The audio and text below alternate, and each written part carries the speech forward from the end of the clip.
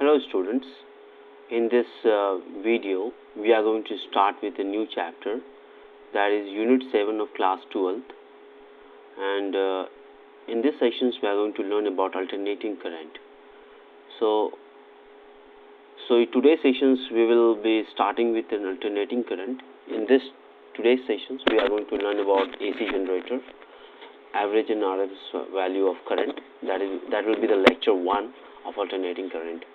So my dear student, myself Bakhtiyar Khan, having 6 years of teaching experience, and have been guiding a student from 2016 onwards in Bhagalpur.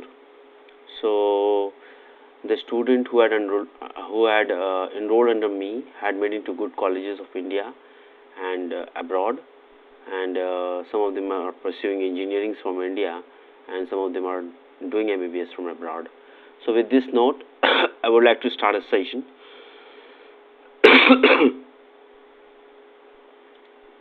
First of all, let us understand what do you mean by an alternating current. So before that we get into alternating current, let us understand direct current. So what is meant by direct current? So let us understand direct current. Direct current. So direct current क्या होता है कि वैसा current जो time के साथ change ना हो. It has a constant magnitude over a period of time. A current that remains constant in magnitude and direction. How we can define that? A current which is constant. A current that remains constant. That remains constant in magnitude and direction वैसा current जो remain constant है for a given time period, for a given time in magnitude and directions. So if you plot the graph of alternating current, how it will look like. ये हमारा time axis है, ये हमारा current का axis है. अगर ये हम करंट वाई एक्सिस पर ले रहे हैं और टाइम हम एक्स एक्सिस पर ले रहे हैं, तो हमारा ग्राफ कैसा दिखेगा? It will remain constant over a period of time. ठीक है, ये हमारा ग्राफ है जो कि कांस्टेंट रहेगा over a period of time. ठीक है, in a given time interval it remain constant. So अगर हम लोग किसी भी सर्किट में करंट जो निकालते हैं, जैसे कि हमारे पास ये कंडक्टर है, तो उसमें करंट कैसे निकालते हैं? Current is what? The flow of electron. ठीक है, ये हमारा करंट इलेक्ट्रॉन का फ्लो है, तो करंट का डायरेक्शन इस तरफ होगा आई. तो हम लोग कैसे निकालते हैं करंट? किसी भी क्रॉस सेक्शनल एरिया से, ये सपोज कि ये हमारा क्रॉस सेक्शनल एरिया है, तो इस क्रॉस सेक्शनल एरिया से कितना इलेक्ट्रॉन क्रॉस कर रहा है, ये हमारा क्या होता है? इलेक्ट्रॉन. ये हमारा क्या होता है? करंट होता है. तो इस given cross sectional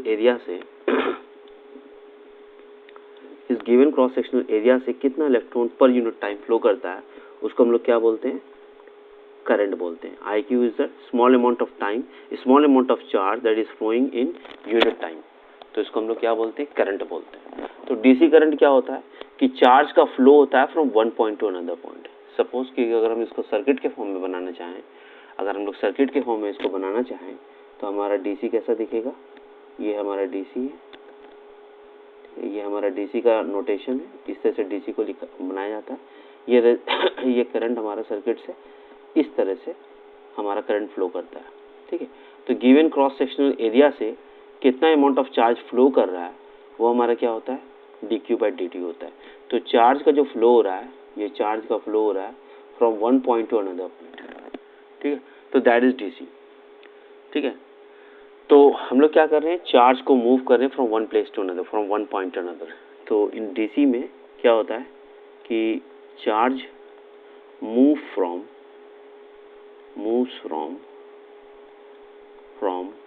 one point to another.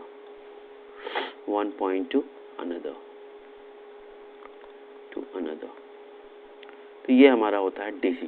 तो डीसी का फंडामेंटल क्लियर है कि वैसा करंट जो रिमेन कांस्टेंट होता है इन मैग्नीट्यूड एंड डायरेक्शन.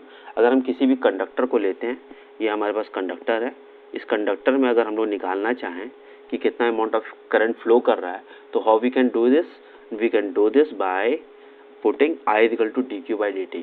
इस गिवन क्रॉस सेक्शनल एरिया से कितना अमाउंट ऑफ करंट फ्लो कर रहा है इन unit time, that is the value of current. ठीक है, तो बेसिकली करंट क्या है, किसी भी गिवन क्रॉस सेक्शन एरिया से कितना करंट, किसी भी यूनिट क्रॉस सेक्शनल एरिया से कितना अमाउंट ऑफ करंट फ्लो कर रहा है, तो वही हमारा क्या होता है, करंट होता है। और करंट अगर डीसी होता है तो वो कांस्टेंट इन मैग्नीट्यूड और डायरेक्शन होता है। That's point clear. Now let us understand AC, alternating current क्या होता है। Alternating current, late us understand what do you mean by alternating current.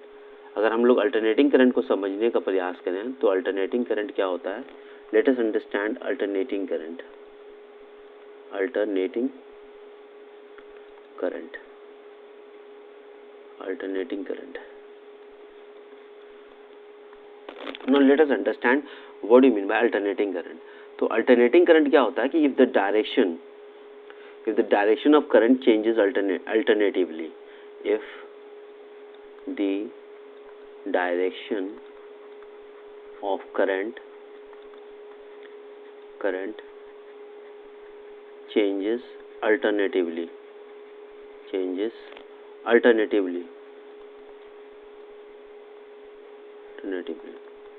ठीक है, alternatively, तो if the direction of current changes alternatively, it is called alternating current.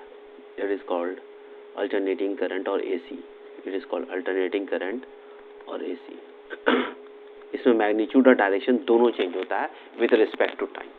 तो अगर हम एक सर्किट बनाएं, अगर हम इसमें देखें तो यहाँ पे क्या हो रहा है कि अल्टरनेटिंग करंट में क्या होता है, करंट चेंज होता है alternatively, it is called AC. अगर हम इसका ग्राफ बनाने का प्रयास करें तो ग्राफ देखिए इसका कैसा बनता है, ये करंट है, ये टाइम एक्सेस है, ये टाइम है और ये हमारा करंट है। ठीक है, करंट एक्सेस है। तो हमारा देखिए ग्राफ किस तरह से फ्लक्चुएट करेगा अप एंड डाउन। ये हमारा अल्टरनेटिंग करंट है इस तरह से, ठीक है, इस तरह से हमारा करंट है। इसका मैग्नीट्यूड है, ये मैक्सिमम है, मैक्सिमम वैल्यू ऑफ करंट, ये है मिनिमम वैल्यू ऑफ करंट। यहाँ पर इस पॉइंट पर करंट हमारा 0 होता है। सो 0, T/2, T/3, T/4 और 2T, राइट। मिस्टेक, इसको मिटाइए, यहाँ पर मिस्टेक हो गया, ये हमारा 2T हो जाएगा, ये हमारा T/2 है तो ये हमारा 2T हो जाएगा, तो ये हमारा 2T हो जाएगा।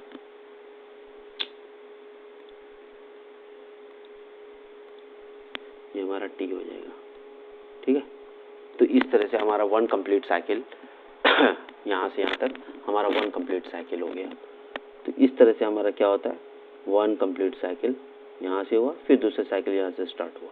तो इसको हम लोग क्या बोलते हैं, अल्टरनेटिंग करंट, जिसमें direction of current changes alternatively, it is called AC. ठीक है।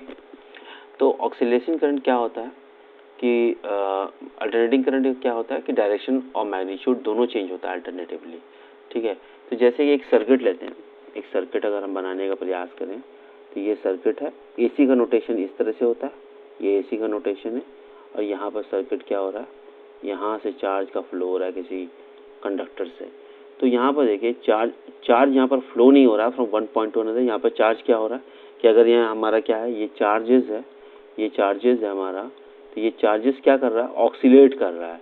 ये चार्जेस को अगर हम देखें तो ये चार्जेस ऑक्सीलेट कर रहा है ऐसे ऐसे, ये चार्जेस ऑक्सीलेट कर रहा है ऐसे ऐसे। तो गिवन क्रॉस सेक्शनल एरिया से चार्ज का ऑक्सीलेशन अगर हम निकालना चाहें तो चार्ज का ऑक्सीलेशन हो रहा है यहाँ से यहाँ तक, तो यही हमारा amount of I equal to dq/dt है। तो ये हमारा क्या देगा, अल्टरनेटिंग करंट देगा। तो oscillation of charge is basically give rise to alternating current. वहाँ पर क्या हो रहा था कि चार्ज का फ्लो हो रहा था from one point to another point, but here at this point यहाँ पर चार्ज का ऑक्सीलेशन हो रहा है, इस तरह से ऑक्सीलेट कर रहा है चार्ज ओवर। ये जैसे ये चार्ज है तो ये चार्ज इस तरह से ऑक्सीलेट कर रहा है, तो ये give rise to amount of current दे रहा है, और that current is actually an AC. ठीक है। तो oscillation of charge give rise to alternating current. तो हम लिख दें कि यहाँ पर ऑक्सीलेशन ऑफ चार्ज हो रहा है, oscillation of charge give rise to alternating current. Alternating current. तो ऑक्सीलेशन और जो चार्ज हो रहा है वही हमारा अल्टरनेटिंग करंट प्रोड्यूस कर रहा है। तो यहाँ पर क्या हो रहा था, I equal to d q by d t यहाँ पर भी लागू हो रहा था, लेकिन यहाँ पर क्या हो रहा था, चार्ज का फ्लो हो रहा है from one point to another point, ऐसे चार्ज फ्लो हो रहा है। But here at this point यहाँ पर क्या हो रहा है, चार्ज इस तरह से ऑक्सीलेट कर रहा है, इसे ऑक्सीलेट कर रहा है। तो oscillation of charge over a given cross sectional area, किसी भी गिवन क्रॉस सेक्शनल एरिया से चार्ज का ऑक्सीलेशन हो रहा है, वो give rise to alternating current होता है। अगर चार्ज किसी वन पॉइंट से स्टार्ट होके दूसरे पॉइंट तक जाता है तो दैट गिव राइज टू आपका डायरेक्ट करंट। तो this is the basic difference between the alternating current and direct current. Then why we are interested in DC, why we are interested in AC, let us understand why we are interested in AC, why not DC. हम लोग DC क्यों नहीं use करते for power transmission, for household use के लिए हम लोग DC क्यों नहीं यूज़ कर सकते हैं, why only we are preferring to use an AC. तो let us understand those difference. So let us understand why we are preferring to use AC and why not DC. So let us understand why AC. AC हम लोग क्यों use कर रहे हैं? तो AC use करने का कारण ये भी है कि most of the power generated in the world are AC because most of electric power generated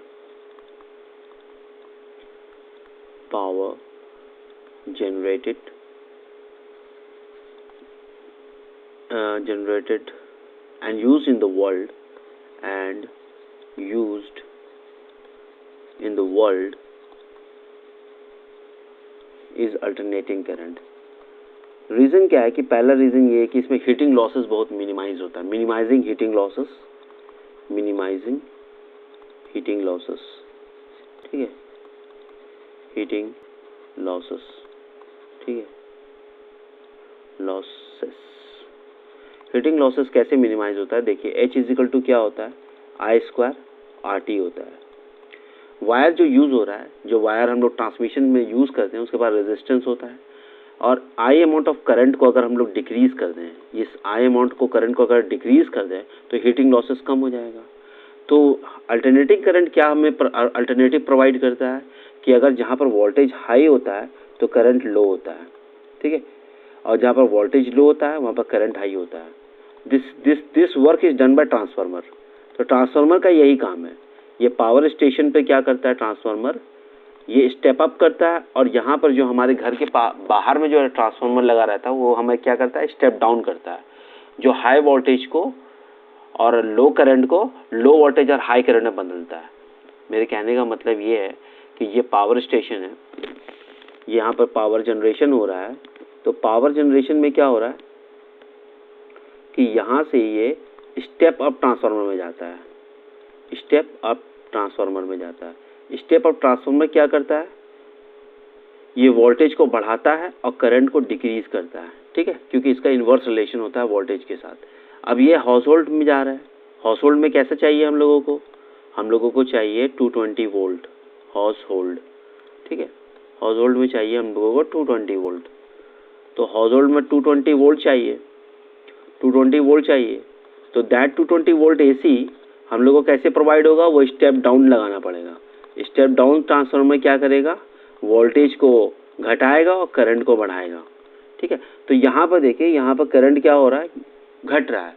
long power transmission जो वायर यूज़ कर रहे हैं हम लोग from power station to our locality, वहाँ पर क्या हो रहा है कि वायर लगने के कारण वहाँ पर रेजिस्टेंस तो बहुत ज़्यादा है, रेजिस्टेंस को तो मिनिमाइज़ किया नहीं जा सकता, तो हम लोग करंट को मिनिमाइज़ कर सकते हैं।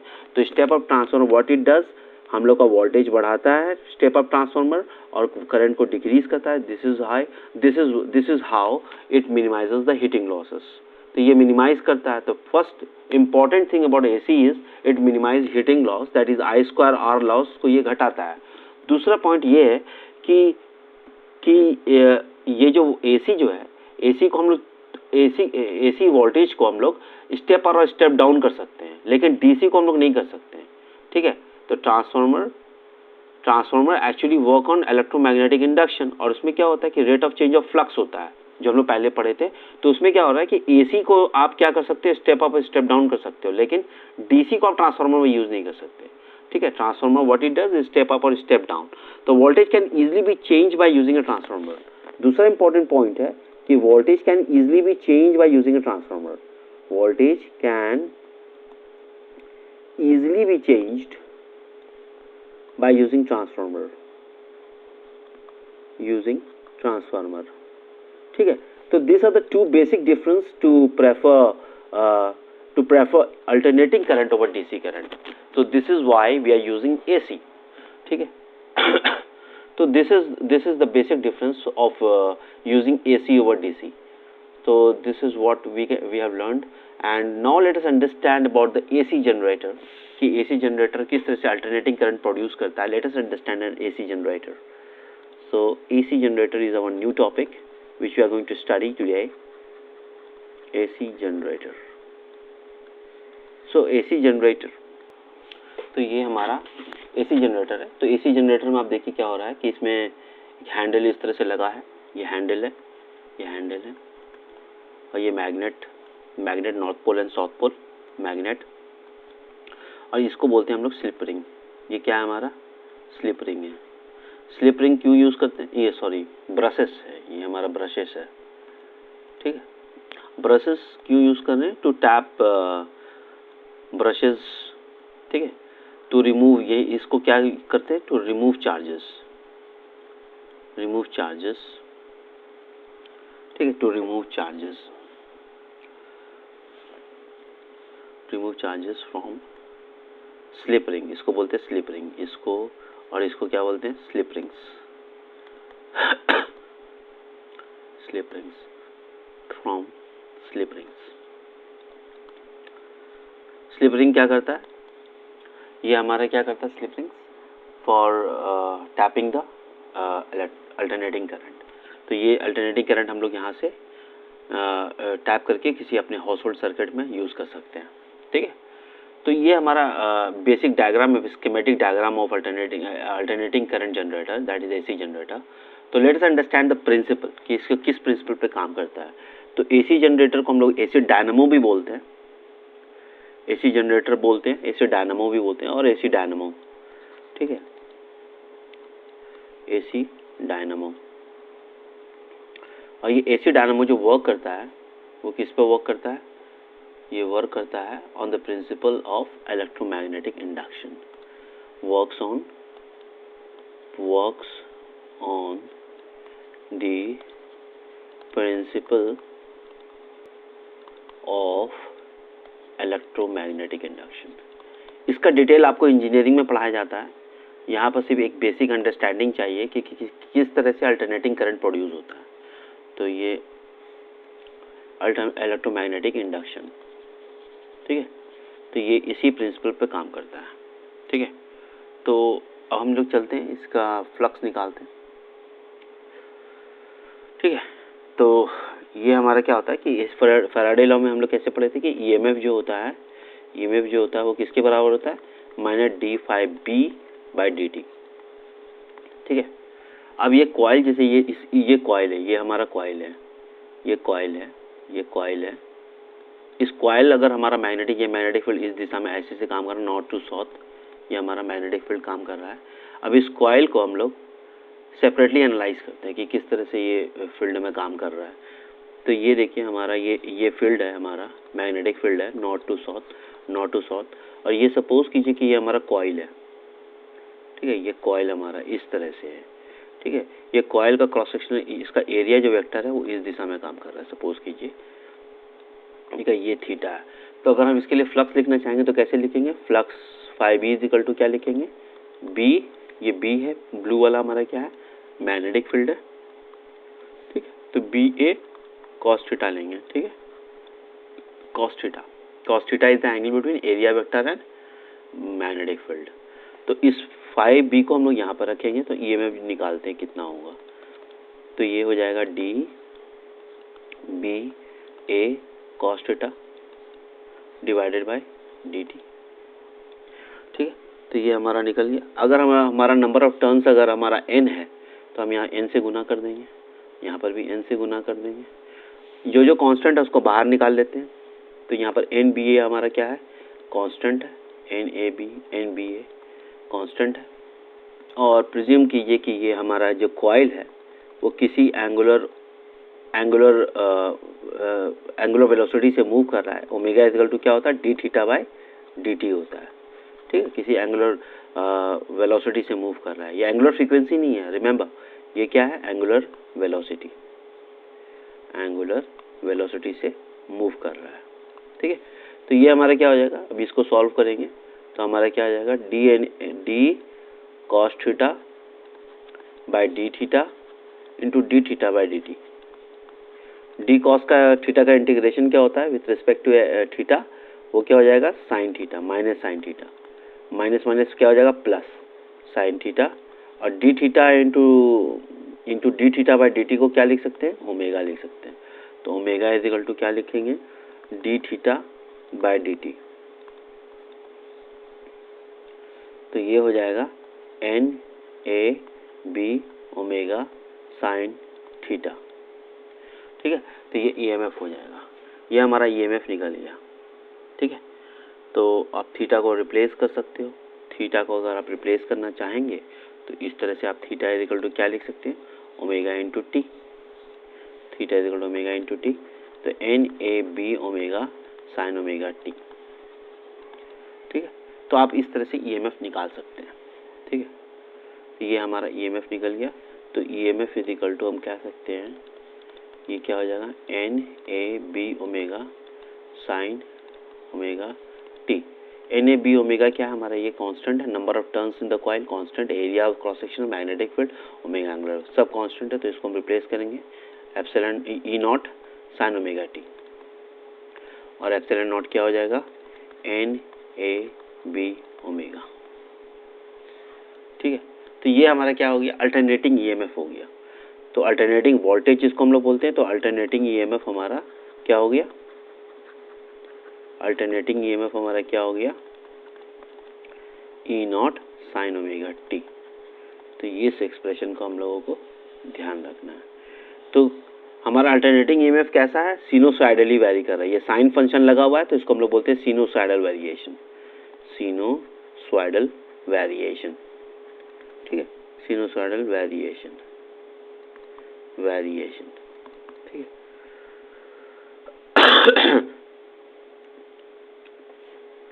अब चलते हैं इसका नोमेनक्लेचर देख लेते हैं।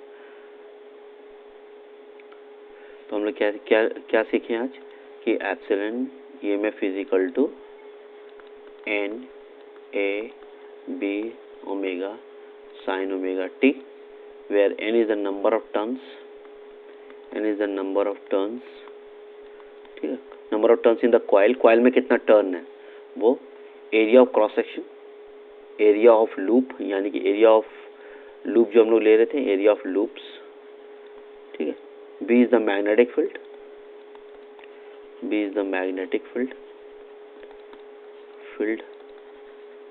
और omega is the angular speed of rotation, angular speed of rotation.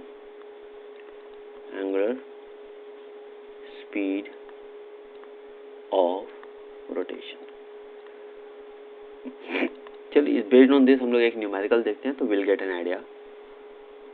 हमारे पास क्वेश्चन दिया हुआ है कि एक 100 टर्न्स का कॉइल है, ठीक है, जिसका area of cross sectional area of the loop दिया हुआ है और रोटेट कर रहा है half a revolution per second. It is placed in a uniform magnetic field, जिसका मैग्नीट्यूड दिया हुआ है 0.1 tesla perpendicular to the axis of rotation of the coil, ठीक है। Calculate the maximum voltage generated in the coil, ठीक है। पहले maximum voltage generated in the coil निकालते हैं। तो हम लोग पहले सॉल्यूशन बनाते हैं। हम लोग ने क्या पढ़ा है कि E इज इक्वल टू क्या होता है, ई नॉट साइन ओमेगा टी। तो E को ई मैक्स होने के लिए क्या करना पड़ेगा, बराबर ई नॉट होने के लिए क्या करना पड़ेगा, साइन ओमेगा टी का मैक्सिमम वैल्यू क्या होता है, 1 होता है, ठीक है। ई नॉट का साइन का मैक्सिमम वैल्यू 1 होता है। तो ये ई नॉट हो जाएगा। ई नॉट क्या होता है, N A B omega, number of turns दिया हुआ 100, area of cross sectional area of the loop कितना दिया हुआ है 0.1, और ये हो रहा है 0.01 टेस्ला, और ओमेगा क्या होता है, omega is equal to 2 pi by T होता है। कितना revolution, half a revolution per second दिया हुआ है, ठीक है, तो ये फ्रीक्वेंसी कितना दिया हुआ है 2 पाई, हाफ ए रिवॉल्यूशन पर सेकंड, मतलब हाफ ए रिवॉल्यूशन 2 पाई नू हो गया, 2 पाई एफ हो गया, 2 पाई एफ, यानी कि फ्रीक्वेंसी कितना दिया हुआ है 0.5 दिया हुआ है, राइट। फ्रीक्वेंसी हमारा कितना दिया हुआ है 0.5 दिया हुआ है, ठीक है।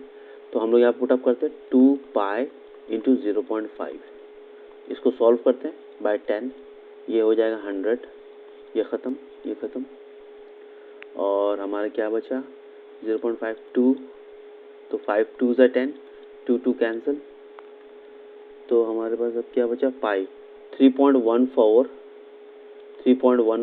बाई 10 बचा, तो हमारा क्या आंसर आएगा 0.314 वोल्ट हो गया, ये मैक्सिमम वोल्टेज आ गया। अब हमें क्या निकालने के लिए बोला जा रहा है कि the resistance of the coil is 0.314, 0.0 calculate the maximum current. तो मैक्सिमम करंट कैसे निकालेंगे हम लोगों को पता है कि E बराबर क्या हो रहा है, E बराबर E0 साइन ओमेगा टी है, ठीक है। अगर हमको I निकालना है तो क्या करना पड़ेगा, तो हम लोगों को क्या निकालना पड़ेगा, I इक्वल टू क्या होता है V/R होता है ओम्स लॉ से। तो हम लोग क्या करेंगे, यहाँ पर R से डिवाइड कर देंगे, E0/R साइन ओमेगा टी, यहाँ पर भी करना पड़ेगा E/R, तो ये हमारा क्या आ जाएगा E/R हो जाएगा, ये E/R, और ये हमारा क्या आ जाएगा I, और ये क्या हो जाएगा I0 sine omega T. I equal to I0 कब होगा, जब साइन ओमेगा टी 1 हो जाएगा। I बराबर I0 कब होगा, जब साइन ओमेगा टी हमारा 1 हो जाएगा, ठीक है। तो I0 इक्वल टू क्या होता है, I इक्वल टू I0 हो जाएगा, और I0 इक्वल टू क्या होता है E0/R होता है। E0 कितना आया हमारा 0.314 आया, और रेजिस्टेंस कितना है 0.0314, तो यहाँ पर 1000 से मल्टीप्लाई करते हैं, डिवाइड करते हैं, यहाँ से डेसिमल जाएगा, तो यहाँ पर कितना 4 0 से करना पड़ेगा, ये ख़त्म, ये ख़त्म, 3 ख़त्म, तो हमारा करंट कितना आया 10 एम्पियर आया। ये है मैक्सिमम वैल्यू ऑफ करंट, ठीक है। तो this is how we solve the numericals of AC generator. तो इस तरह से हम लोगों को क्वेश्चंस को सॉल्व करना होता है, ठीक है। तो it places uniform perpendicular the axis of rotation of the coil, ठीक है। तो calculate the maximum voltage, we have calculated it, and we have calculated the maximum current और मैक्सिमम वोल्टेज हम लोगों ने निकाल लिया। तो हमारा मैक्सिमम कैसे हो सकता है, जब हमारा प्लेन ऑफ द कॉइल, ये हमारा प्लेन ऑफ द कॉइल है, ठीक है, प्लेन ऑफ द कॉइल है, उसका एरिया वेक्टर इस तरफ काम कर रहा है और मैग्नेटिक फील्ड अंदर की तरफ काम कर रहा है, इस तरह से। तो हमारा क्या होगा, मैक्सिमम वोल्टेज जनरेट होगा। तो ये हमारा कंडीशन यहाँ पर दिया हुआ है कि 0.0 perpendicular to the axis of rotation of the coil. तो एरिया वेक्टर इस तरफ है और मैग्नेटिक फील्ड का वेक्टर इस तरफ है, तो ये एक दूसरे को 90 डिग्री बना रहा है, जिसके कारण से हम लोग लिख रहे हैं E max equal to E0, क्योंकि साइन ओमेगा टी हमारा 1 के बराबर है, यानी कि angle between area vector and the magnetic field vector is 90 degree, तो sign 90 is 1। So this is how we solve the numericals. Now let us understand more about alternating current. तो अब हमारा AC जनरेटर का देखते हैं कि output क्या हो सकता है। AC जनरेटर आउटपुट, कि जैसे ये हमारा कॉइल है, ये हमारे पास कॉइल है, ठीक है, यहाँ पर अल्टरनेटिंग करंट हमारा सप्लाई हो रहा है, और ये कॉइल क्या कर रहा है, किसी रेजिस्टेंस, किसी लोड से पास हो रहा है, ठीक है। और अल्टरनेटिंग EMF जो हमारा क्या है E0 साइन ओमेगा टी है, और जो लोड है सपोज कि जिसका रेजिस्टेंस R है, तो हम कैसे लिख सकते हैं, I इक्वल टू हम जानते हैं I इक्वल टू क्या होता है EMF/R, वोल्टेज बाय R होता है, ठीक है। I इक्वल टू क्या लिख सकते हैं E/R, तो E क्या है हमारा E0 sine omega t by R, E0/R को हम लिख सकते हैं I0 साइन ओमेगा टी। तो हमारा करंट भी अल्टरनेटिंग आ रहा है, करंट भी अल्टरनेटिंग आ रहा है, वोल्टेज भी अल्टरनेटिंग आ रहा है। तो अगर हम इसको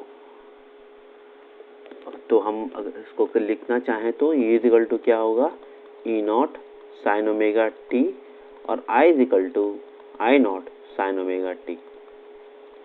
तो ये हमारा हो गया equations for alternating EMF and alternating current. तो अगर हम लोग देखें कि कितना टाइप ऑफ ACs होता है, AC कितना ग्राफ AC का बन सकता है, तो टाइप्स ऑफ एसी पर देखते हैं। सपोज कीजिए कि हमारा ग्राफ है, हमारा एसी कैसा कैसा हो सकता है, इस तरह का भी एसी हो सकता है। ये तो हम लोग जानते हैं कि अल्टरनेटिंग करंट है। इस तरह से हमारा टाइम के साथ करंट का रिलेशन होता है, ठीक है, करंट और एम्पलीट्यूड। इसको एम्पलीट्यूड ले लेते हैं, इसको हम लोग बोलते हैं एम्पलीट्यूड, ये एम्पलीट्यूड है। इसको हम लोग बोलते हैं sine wave, sinusoidal variation, sine waves. दूसरा हमारा ग्राफ जो होता है अल्टरनेटिंग करंट का, वो इस तरह का होता है, ट्रायंगुलर वेव बोलते हैं इसको, ऐसा इस तरह से। ये भी हमारा एम्पलीट्यूड है, टाइम है, और ये एम्पलीट्यूड ले लेते हैं। तो हमारा दूसरा ग्राफ किस तरह होता है, इसको बोलते हैं ट्रायंगुलर वेव। तो ये भी हमारा एसी है, ट्रायंगुलर वेव, ठीक है। तीसरा हमारा जो हो सकता है ग्राफ एसी का, ऐसा होता है, स्क्वायर वेव बोलते हैं जिसको, ठीक है। ये स्क्वायर वेव्स है, एम्पलीट्यूड, ये स्क्वायर वेव है, ऐसा। इसको लेते हैं ऐसे, ये ऐसे, यहाँ से ऐसे, ऐसे, ऐसे, ऐसे, इस तरह से हमारा ये ग्राफ चलता है। एक हमारा कम्प्लेक्स वेव होता है। कम्प्लेक्स वेव देखिए कैसा बनता है, इस तरह से। ये है कम्प्लेक्स, एम्पलीट्यूड लिखते हैं इसका, और ये हमारा कम्प्लेक्स वेव है। देखिए ऐसे होगा, इस तरह से, ऐसे ऐसे, फिर इस तरह से जा करके, फिर ऐसे ऐसे ऐसे होता है। इसको हम लोग बोलते हैं कम्प्लेक्स वेव, कम्प्लेक्स वेव बोलते हैं। तो इस तरह का एसी हम लोगों को देखने को मिलेगा। एक सिनुसाइडल, इससे ज़्यादा मेजरली हम लोग किस पर फोकस करेंगे, इस साइन वेव पर करेंगे, ठीक है, साइन वेव पर हमारा। और मोस्ट प्रोबेबली हम लोग ट्रायंगुलर वेव और स्क्वायर वेव का ज़्यादा चर्चा करेंगे, ठीक है। इलेक्ट्रोमैग्नेटिक इंडक्शन में फ्लक्स जब चेंज होता है तो किस तरह से डिफरेंशिएशन ऑफ ट्रायंगुलर वेव क्या बन जाता है, स्क्वायर वेव बन जाता है। डिफरेंशिएशन ऑफ ट्रायंगुलर वेव क्या बन जाता है, स्क्वायर वेव बन जाता है। जब उसका न्यूमेरिकल देखेंगे तो we will get an idea. Okay, तो let us understand for the कि अल्टरनेटिंग करंट क्या क्या हो सकता है। तो हम लोगों ने क्या पढ़ा कि I इज इक्वल टू, हम लोगों ने पढ़ा I is equal to I naught sine omega T plus phi लिखते हैं। Phi is the phase change. तो I क्या है हमारा, where I is instantaneous value of current. किसी पर्टिकुलर इंस्टेंट पर निकालना है तो इंस्टेंटेनियस वैल्यू ऑफ करंट हो गया, ये इंस्टेंटेनियस वैल्यू ऑफ करंट। दूसरा हमारा आई नॉट क्या है, मैक्सिमम वैल्यू ऑफ करंट, या पीक वैल्यू बोलते हैं या मैक्सिमम वैल्यू बोलते हैं। इसको पीक वैल्यू बोलते हैं और मैक्सिमम वैल्यू भी बोलते हैं, मैक्सिमम वैल्यू भी बोलते हैं। फाई क्या है हमारा, इनिशियल फेज है। इनिशियल फेज हमें क्या बताता है, स्टेटस ऑफ द वेव बताता है कि वेव लीड कर रहा है या लैग कर रहा है, ठीक है, या इसको फेज कांस्टेंट बोलते हैं। ओमेगा हमारा क्या है, अब यहाँ पर ओमेगा क्या हो जाएगा, वहाँ पर angular rotation of the coil था, यहाँ पर क्या हो जाएगा, angular frequency, angular frequency. T is the time period, T is the time period, और अगर आपको एफ दिखेगा तो एफ इजिकल टू फ्रीक्वेंसी, ठीक है। तो ये हमारा नोमेनक्लेचर है for understanding I is equal to I naught sine omega T plus five. तो इस रिलेशंस को हम लोग को पूरा ध्यान रखना है, इस रिलेशंस को हम लोगों को ध्यान रखना है, इसको हम लोगों को ध्यान रखना है।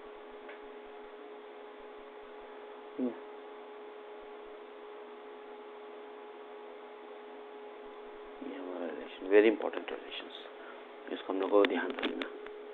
तो चलिए आगे आप पढ़ते हैं कि एवरेज वैल्यू ऑफ एसी क्या होता है। तो हमारे पास एक क्वेश्चन है, इस क्वेश्चन में बोला जा रहा है कि in AC circuit the current is given by this equations. इस इक्वेशन से current become maximum for the first time after time T equal to 0 at time T equal to what.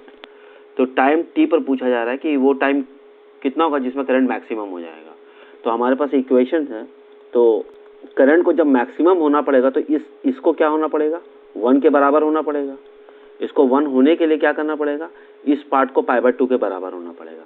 मेरे कहने का मतलब ये है कि साइन 100 पाई टी प्लस 30 को हम लिख सकते हैं π/6, इसको किसके बराबर होना पड़ेगा, साइन 90 के बराबर, तब ना ये 1 के बराबर होगा, तब हमारा करंट क्या हो जाएगा, मैक्सिमम हो जाएगा। तो साइन का मैक्सिमम वैल्यू 1 होता है। तो हम लोग यहाँ से इक्वेट कर सकते हैं बाय ट्रिग्नोमेट्री की 100 pi T plus pi by 6 is equal to pi by 2, ये ऐसा कर सकते हैं। तो 100 pi T is equal to pi by 2 minus pi by 6 करते हैं। तो इसको हम एलसीएम से सॉल्व करते हैं। तो ये 2 3 6 हो गया, 3 पाई माइनस पाई, तो ये कितना हो जाएगा 2 पाई बाय 6 हो जाएगा। तो ये कितना हो जाएगा पाई बाय 3, ठीक है। तो 100 pi T is equal to pi by 3, pi pi cancel, तो T is equal to 1 by 100 into 3 that is 1 by 300 seconds, ठीक है। तो लेट्स अंडर फ्रीक्वेंसी क्या होता है, फ्रीक्वेंसी देखते हैं कि फ्रीक्वेंसी क्या होता है। फ्रीक्वेंसी को हम लोग कैसे डिफाइन करते हैं, नंबर ऑफ ऑक्सीलेशन और number of cycle completed per unit time. क्या बोलते हैं, नंबर ऑफ साइकिल्स और ऑक्सीलेशंस कंप्लीटेड पर यूनिट टाइम। तो इसको हम लोग क्या बोलते हैं, फ्रीक्वेंसी बोलते हैं, कंप्लीटेड पर यूनिट टाइम, ठीक है। तो इसमें अगर हम लोग को समझना है कि हमारे पास 3 कंडीशन लेते हैं, उससे हम लोगों को फ्रीक्वेंसी देखना है कि किस तरह से वैरी कर रहा है। कि सपोज कीजिए कि हमारा ग्राफ इस तरह से, ये हमारा पॉइंट है जहाँ से हम लोग निकालने चाहते हैं कि फ्रीक्वेंसी कितना है, किस ग्राफ का फ्रीक्वेंसी सबसे ज़्यादा है। तो सपोज कीजिए कि यहाँ से हमारा कर्व ऐसे से जा रहा है, ठीक है। ये हमारा क्या है, फ्रीक्वेंसी इसका कितना, इस ग्राफ का अगर हम लोग देखें फ्रीक्वेंसी, इस ग्राफ का देखें, ठीक है, इस तरह से। और तीसरे ग्राफ का अगर हम लोग फ्रीक्वेंसी देखें, ठीक है। तो सबसे ज़्यादा फ्रीक्वेंसी किसका है, इसका फ्रीक्वेंसी अगर F1 मानते हैं, इसको F2 मानते हैं, इसका F3 मानते हैं, तो F3 का फ्रीक्वेंसी ज़्यादा है as compare to F2 as compare to F1। और F क्या होता है, 1/T टाइम पीरियड। तो हमारा time period for 3 is less than time 2 less than time T1। ये हमारा इन्वर्स रिलेशन होता है टाइम पीरियड के साथ। तो सबसे ज़्यादा कर्व यहाँ पर हमारा क्रॉस कर रहा है in a given time, in a given seconds. तो इसका फ्रीक्वेंसी सबसे ज़्यादा, देन सेकेंड, देन फर्स्ट। तो और फ्रीक्वेंसी और टाइम पीरियड, अगर टाइम का रिलेशन इन्वर्स होता है तो टाइम जहाँ पर फ्रीक्वेंसी ज़्यादा होगा तो वहाँ टाइम पीरियड कम होगा। तो this is the definition of frequency.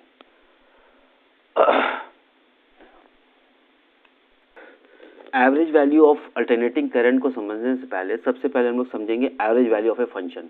किसी भी फंक्शन का एवरेज वैल्यू कैसे निकाला जाता है। तो let us understand the average value of a function.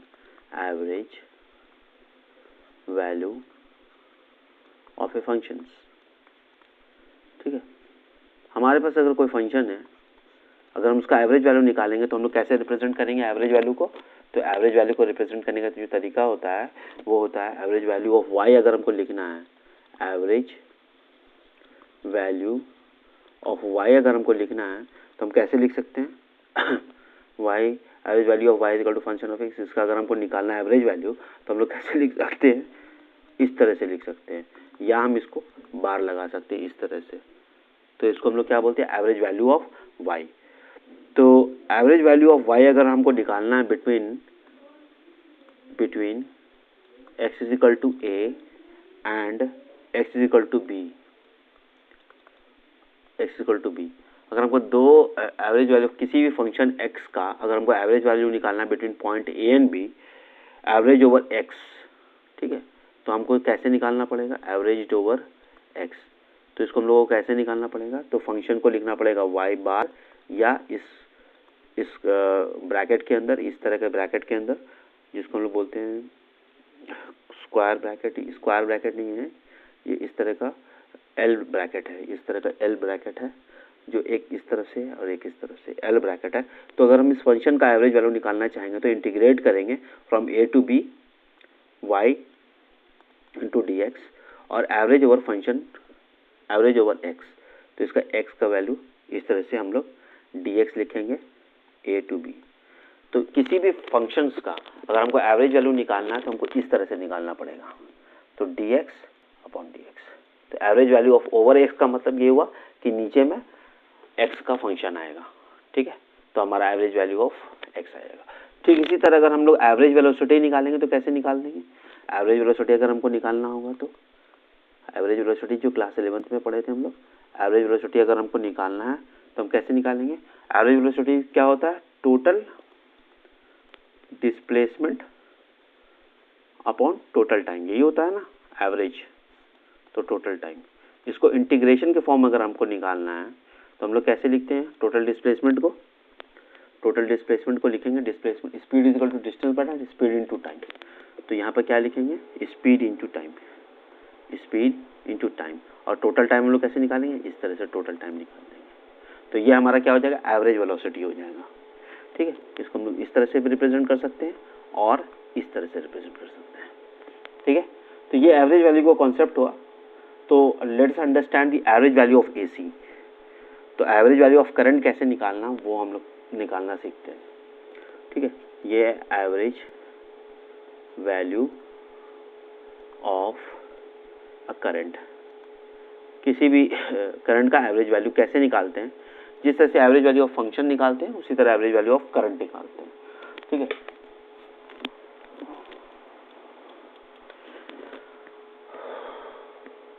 तो हम लोग average value of a current निकालते हैं, अल्टरनेटिंग करंट। तो I इज इक्वल टू हम लोग क्या लिखेंगे?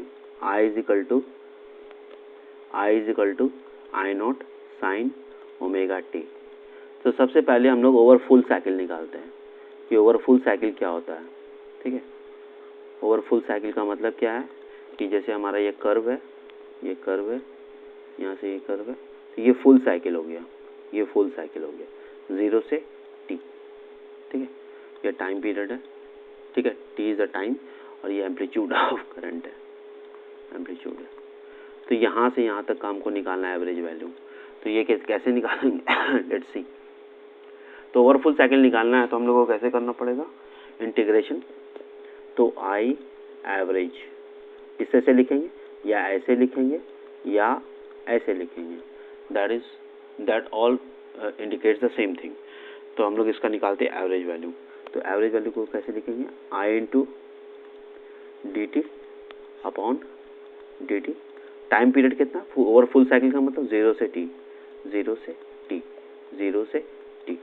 इस तरह से। ठीक है, I का वैल्यू हम लोग लिखते हैं I is equal to I naught sine omega T.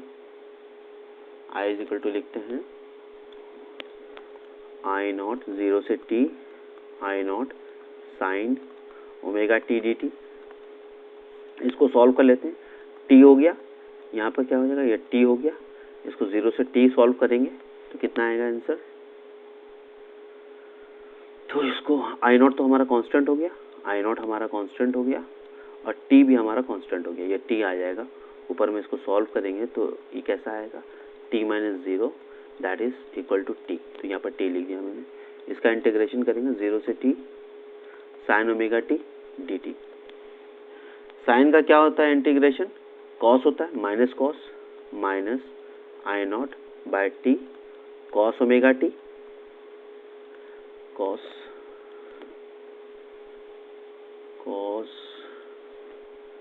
Omega T.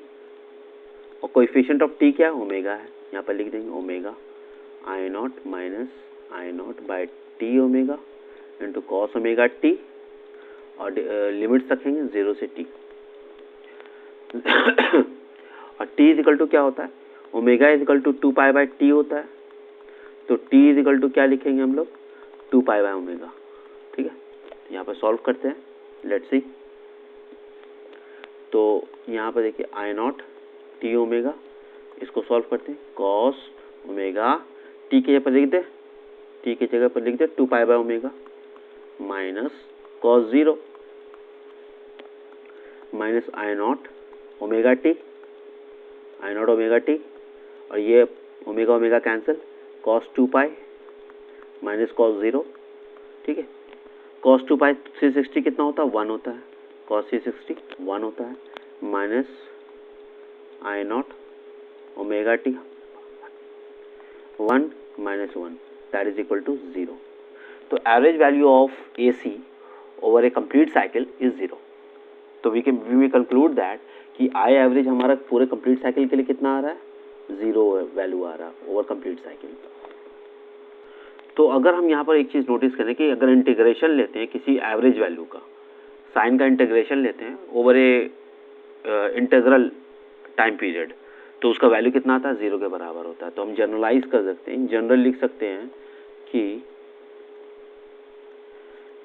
Integration of 0 से एन टी अगर हम कर दें तो साइन के ओमेगा टी और कॉस के omega T D T is equal to 0 हो सकता है। ठीक है, तो ये हमारा जनरलाइज्ड हो गया कि ये जनरल फॉर्म में हम लोग इस तरह से ये हम लिख सकते हैं। ठीक है, in general form. Over half cycle निकाल के देखते हैं कि कितना आता है ओवर हाफ साइकिल। ये तो ओवर कंप्लीट साइकिल में एवरेज का वैल्यू कितना आ गया, 0 हो गया। ओवर हाफ साइकिल देखते हैं, हाफ साइकिल। ठीक है, क्या हुआ, ओवर हाफ साइकिल का मतलब क्या हुआ, ये हमारा जैसे ग्राफ है तो इस हाफ साइकिल पर निकालना हम लोग को 0 से t/2, ये है टाइम पीरियड। तो average value over half cycle निकालते हैं तो आई एवरेज लिखते हैं। तो आई एवरेज कैसे निकलेगा, 0 से t/2 I D T divided by 0 से t/2 डी टी। यहाँ पर लिख सकते हैं I is equal to I naught sine omega T D T 0 से t/2, और इसको लिखते हैं t है हमारा 0 से t/2। ठीक है, इसको सॉल्व करते हैं। आई नॉट हमारा कांस्टेंट हो गया, साइन का इंटीग्रेशन क्या होता है, माइनस कॉस होता है। तो कॉस यहाँ पर लिखते हैं, माइनस यहाँ पर कर दिया, cos omega t by omega, क्योंकि कोएफिशिएंट ऑफ टी लिखना है हमको, और यहाँ पर 0 से t/2, और ये कितना हो जाएगा t/2, या नीचे t/2 यहाँ पर कैसे लिख सकते हैं, t/2 माइनस 0। ठीक है, that is equal to t/2। तो ये t/2 यहाँ पर आ गया। इसको सॉल्व करते हैं तो ओमेगा इजिकल टू क्या होता है, 2π/t होता है। ठीक है, तो अगर हमको t/2 लिखना है तो t/2 लिखना है तो π/ω लिखना पड़ेगा। ठीक है, t/2 लिखना है तो π/ω लिखना पड़ेगा। तो minus I naught bye t/2। ठीक है, ये कॉस ओमेगा को कैसे लिखते हैं, ये ओमेगा भी बाहर निकल जाएगी, कांस्टेंट है। t/2 को आप लिख सकते हैं ओमेगा इनटू π/ω, और ये इसको हम लोग क्या लिख सकते हैं, cos 0। ये खत्म, ये खत्म, तो ये कितना हो जाएगा, minus I not into 2 into omega T. ठीक है, तो इसको हम लोग क्या लिख सकते हैं,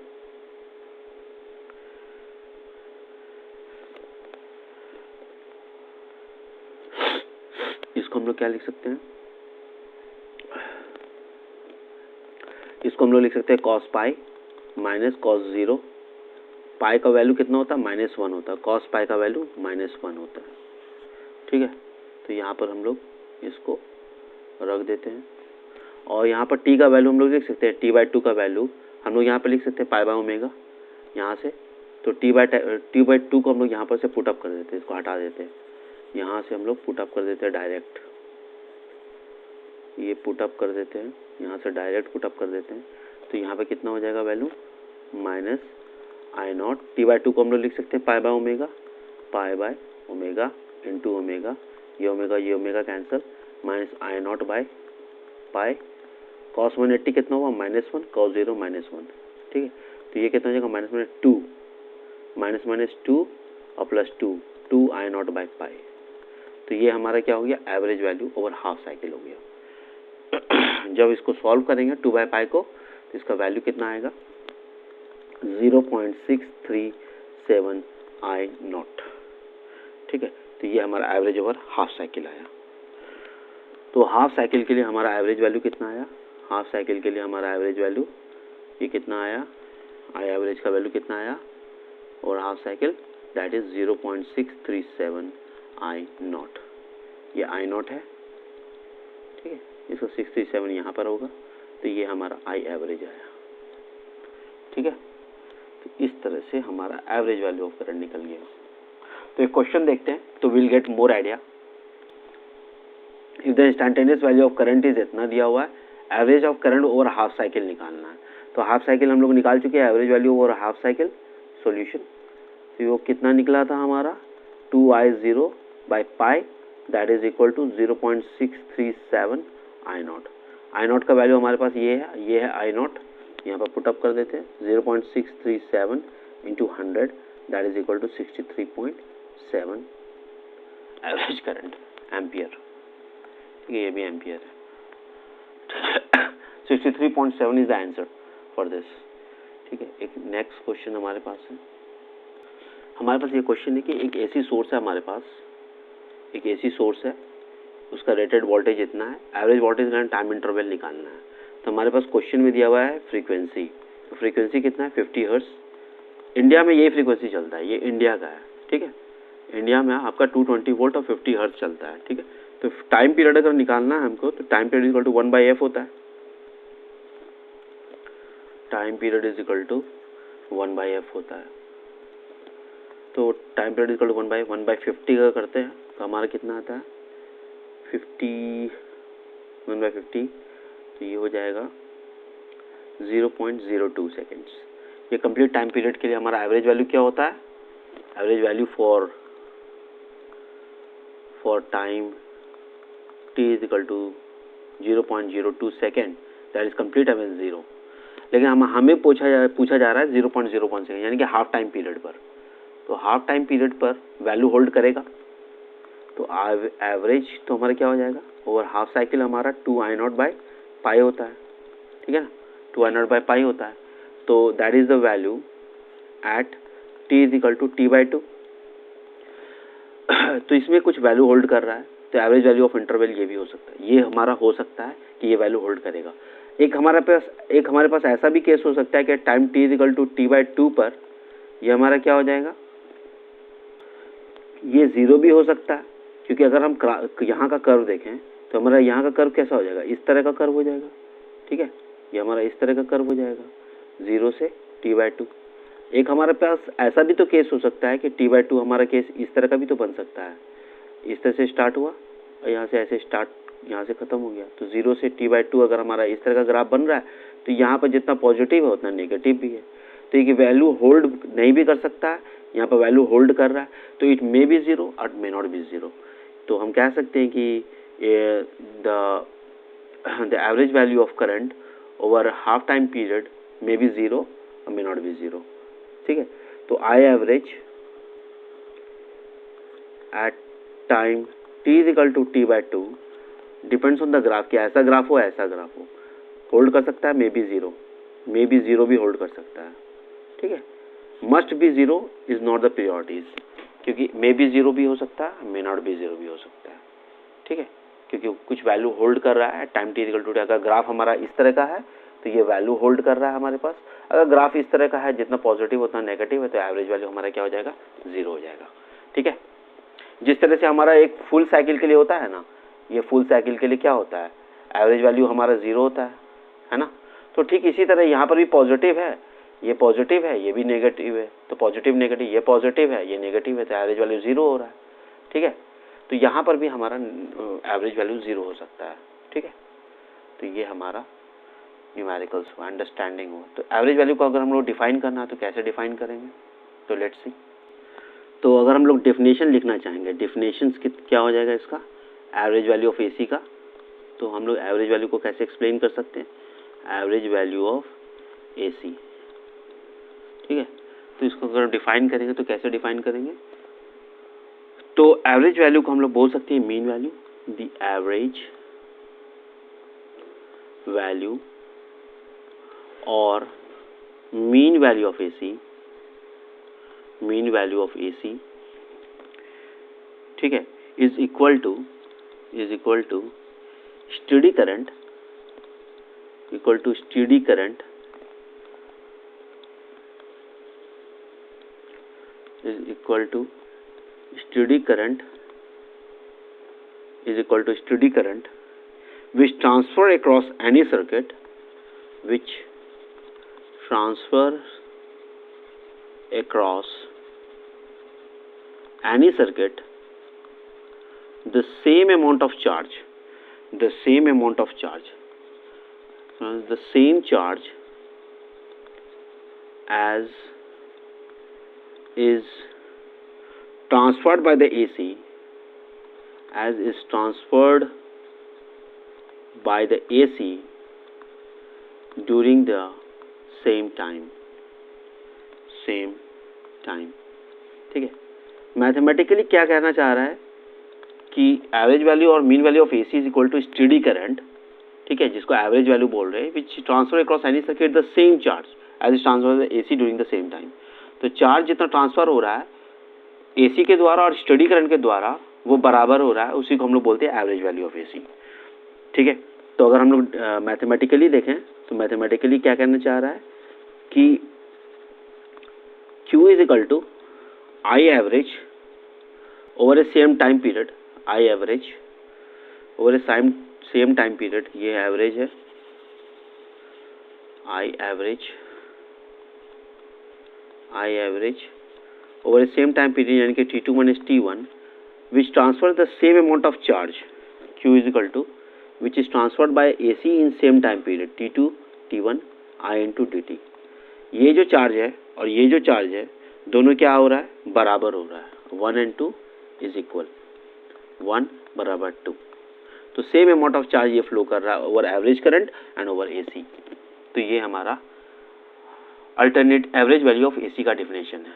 तो सेम अमाउंट ऑफ चार्ज, जिस तरह से हम लोगों ने I एवरेज निकाला, I average for full cycle कितना निकाला हम लोगों ने, 0, तो V एवरेज भी हम लोग निकाल सकते हैं, एवरेज फॉर फुल साइकिल 0। ठीक है, वो भी हम लोग V0 sine omega 2t put करके। तो I एवरेज और हाफ साइकिल निकाला, फॉर हाफ साइकिल कितना निकाला, half cycle 2I0 by pi निकाला। तो उसी तरह V average for half cycle हम लोग निकाल सकते हैं, कितना, 2V0 बाय पाई। इस तरह से हमारा अंडरस्टैंडिंग बना एवरेज वैल्यू ऑफ AC का। ठीक है, तो ये हमें याद रखना है, ठीक है, इसको रिमेंबर करना है, we have to remember this for solving numericals. ठीक है, तो ये हमारा पूरा निचोड़ था for AC, average value of AC। In the next sections we are going to discuss about the IRMS values and then we will learn about the alternating current in inductor, capacitor and resistors. Then after that we will learn about LC combinations, RC combination, LCR, then transformer, then LC oscillation. With this we will end this chapter. So we need 2 more lectures for this, for completing the alternating current. So student, if you like my videos, so please subscribe my channel. And those student जो भागलपुर के हैं and interested for the course of physics and chemistry, तो please descriptions में मेरा phone number दिया हुआ है, you can contact me over there. And मैं भागलपुर से belong करता हूँ and I have a classroom here in Bhagalpur. So those student who is interested for offline course as well, come and join my course and I'll be very helpful throughout your preparations. I'll guide you for NEET and JEE. So some of the students are already pursuing MBBS and engineering in various disciplines in India and abroad. So so this year my student had qualified for JEE Main and NEET as well in the current year of studies. So the student had scored 95 percentile in JEE Main and 90 percentile in JEE Main in their current years of studies. So please call me for guidance, I will help you out.